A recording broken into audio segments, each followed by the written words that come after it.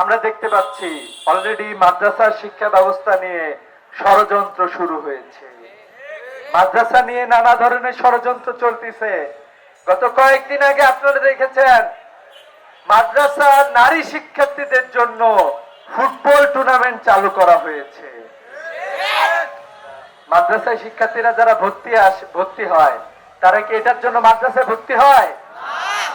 আমরা ধিক্কার জানাই, আপনারা আপনাদের এই ধরনের আচরণ পরিহার করেন। জুলাই বিপ্লবে শতাধিক মাদ্রাসার ছাত্র আলেম ওলামা শাহাদাত বরণ করেছে। আমরা দেখেছি আমাদের প্রত্যেকটা ময়দান আমাদের জন্য রাজপথ হয়েছিল, আমাদের নামাজের জায়গা। আমরা এটাও দেখেছি জুলাই বিপ্লবে শুধুমাত্র 46 জন হাফেজে কোরআন শাহাদাত বরণ করেছে।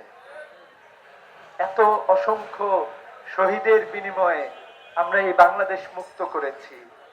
আমরা যেই যাত্রাবাড়িতে দাঁড়িয়ে আছি, এই যাত্রাবাড়ি একবারে 17 জুলাই পর্যন্ত 5 আগস্ট পর্যন্ত তারা আমাদের এখান থেকে সরাতে পারে নাই। অতএব আমরা বলতে চাই, আমরা যারা মাদ্রাসা শিক্ষার্থী ছিলাম, এটা যাত্রাবাড়ির কথা বলি, এটা উত্তরার কথা বলি, এটা ঢাকার বিভিন্ন সাভার সহ বিভিন্ন জায়গার কথা বলি, বাংলাদেশের বিভিন্ন প্রান্তের কথা বলি, প্রত্যেকটা জায়গায় মাদ্রাসা শিক্ষার্থীরা নেমে এসেছিল। আমরা চেয়েছিলাম একটি সুন্দর স্বনির্ভর বাংলাদেশ, কিন্তু আমরা এখনো সেই বাংলাদেশ পাই নাই।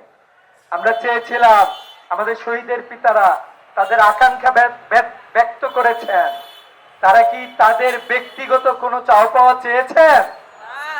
আমরা প্রধানমন্ত্রী সহ বর্তমান সরকারের যারা আছেন তাদেরকে বলতে চাই, শহীদের বিনিময় আপনার দল আপনার সরকার কখনোই দিতে পারবে না।